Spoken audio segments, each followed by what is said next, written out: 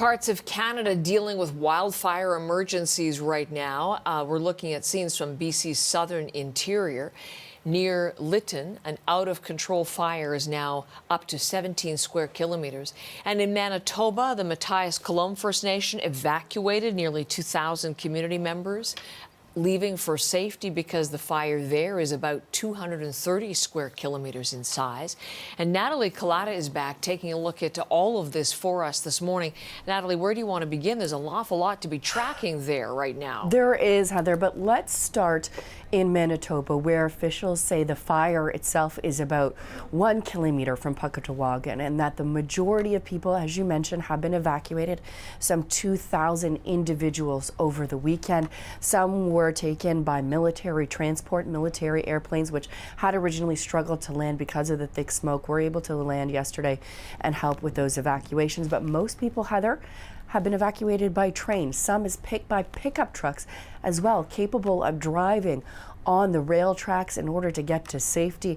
The chief, as well as the Bound Council, say they are going to be the last to leave the community. You can see there where some of those fire pictures with that bright orange flame in the background there.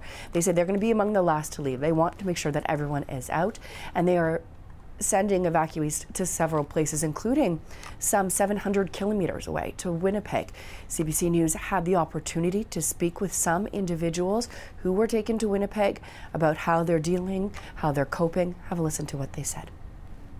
I saw like a little bit of like smoke and fires when I was like flying high up in the sky in a plane. My biggest worry is losing our home. I don't want to lose our home. Makes all of us happy that we're out here, that we're all safe, and especially all our kids.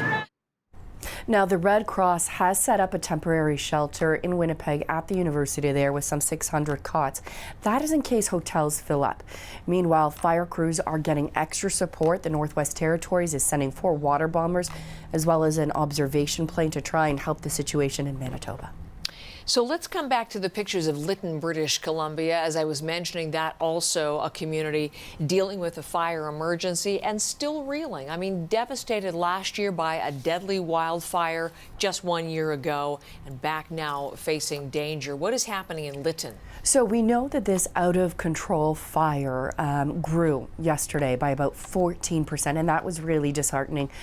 Fire crews and officials had been desperately trying to stop that growth, and there was some suggestions earlier in the weekend, earlier yesterday I should say, that it may have in fact stabilized. But despite that fact, that fire grew.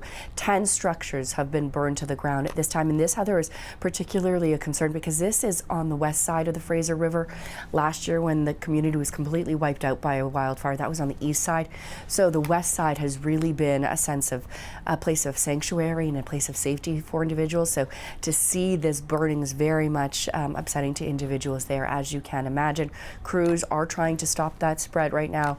95 people have been evacuated this weekend, 40 from nearby communities as well. As for when people will be allowed to go back to their homes, well, that is still unclear. There is no timeline there as of yet, Heather. Okay, thank you so much, Natalie Collada, watching the national wildfire situation.